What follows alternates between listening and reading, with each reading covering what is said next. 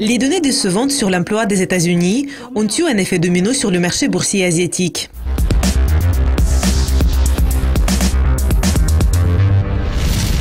Des chiffres plus faibles que prévus ont causé une incertitude concernant une hausse possible des taux d'intérêt à laquelle la Réserve fédérale pourrait procéder ce mois.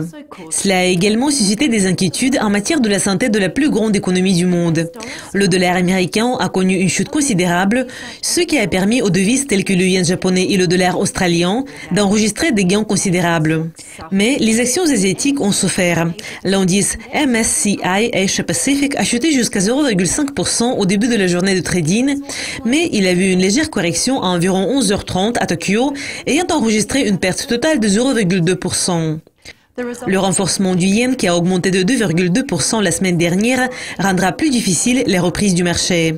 Le gestionnaire de portefeuille basé à Melbourne de Pegana Capital Limited, Tim Schroeders, a commenté les situations du marché ayant déclaré que le renforcement du yen ne va pas aider le Japon.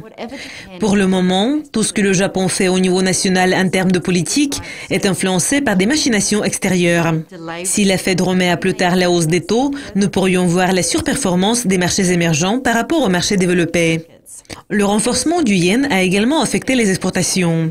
Honda Motor Corporation et Sony Corporation ont chuté de moins 1,1%.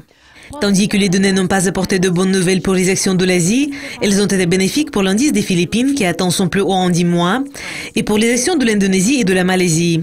L'indice FTSE Bursa Malaysia KLCI a ajouté 0,4% et la devise avait connu la plus grande hausse en 2 mois.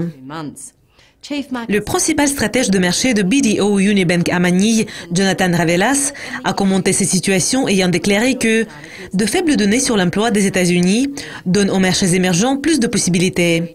Cela pourrait rendre les investisseurs plus courageux pour pousser les marchés plus haut.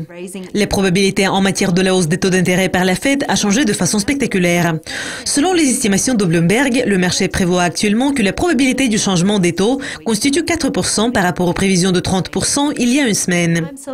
Je m'appelle Céleste Skinner, cela conclut la revue de presse d'aujourd'hui. Restez à l'écoute de Yucascopy TV pour découvrir plus de nouvelles. Au revoir.